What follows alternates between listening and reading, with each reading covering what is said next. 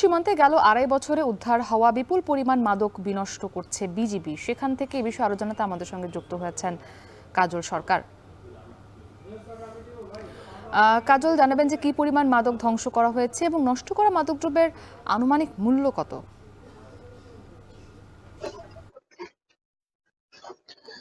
মুক্তি হবিগঞ্জের যে সীমান্ত রয়েছে, পাশাপাশি শ্রীমঙ্গল সীমান্ত মৌলভীবাজার উপজেলা, এই সীমান্তের অধীনে যে ৫৫ বিজিবি রয়েছে, তারা বিগত ২.৫ বছরে যে মাদক দ্রব্যগুলো উদ্ধার করেছে সেগুলি মূলত এখন হবিগঞ্জ সদর উপজেলার যে বিজিবি ৫৫ বিজিবির যে ক্যাম্প রয়েছে সেই ক্যাম্পে ধ্বংস করা হচ্ছে। আপনি আমার পেছনে অবশ্যই দেখতে পাচ্ছেন।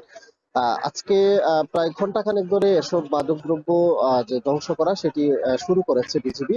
বিজিবি আমাদেরকে যেটি জানিয়েছে, মূলত ২০২২ সালের জুলাই থেকে ২০২৪ সালের ডিসেম্বর পর্যন্ত এই সময়টাতে যে পরিমাণ মাদক তারা জব্দ করেছিল বা উদ্ধার করেছিল সেগুলি মূলত এখন বর্তমানে সেই মাদকগুলি ধ্বংস করা হচ্ছে।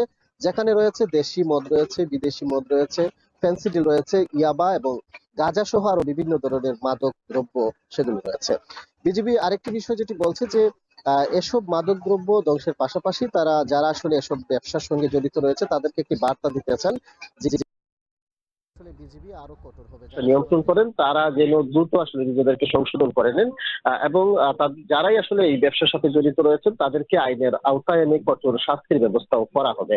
তবে বিজিবি আরেকটি বিষয় যেটি বলছে যে আজকের যে মাদকদ্রব্য ধ্বংসের যে প্রক্রিয়া তারা করছেন, সেই মাদকদ্রব্যগুলো পরিবেশ বান্ধব ভাবে আসলে ধ্বংস করা হচ্ছে। যেমন সাধারণত এর আগে আমরা দেখে থাকি গাঁজা মূলত পুড়িয়ে ধ্বংস করা হয়, কিন্তু আজকে যেভাবে ধ্বংস করা হচ্ছে সেখানে বালি এবং সিমেন্টের একটি মিশ্রণ দিয়ে সেগুলোকে না পুড়িয়ে মূলত যেন পরিবেশের যে কোনো ক্ষতি না হয় সেজন্য সেগুলো মাটিতে পুঁতে রাখা হবে এবং পরবর্তীতে এই প্রক্রিয়ার মাধ্যমে সেগুলো জৈব সারে পরিণত হবে।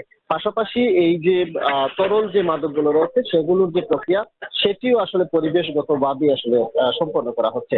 আর মাদকগুলোর মূল্য আপনি জানতে চেয়েছিলেন, মূলত এই ২.৫ বছরে যে মাদকদ্রব্য এখানে ধ্বংস করা হচ্ছে সেগুলোর আনুমানিক মূল্য ৭,৪২ লাখ টাকার কিছু বেশি। মুক্তি। কাজল সরকার আমাদের সঙ্গে যুক্ত ছিলেন হবিগঞ্জ থেকে। ক্রেতা ও দর্শনার্থীদের পদচারণায় মুখর কুমিল্লার শিল্প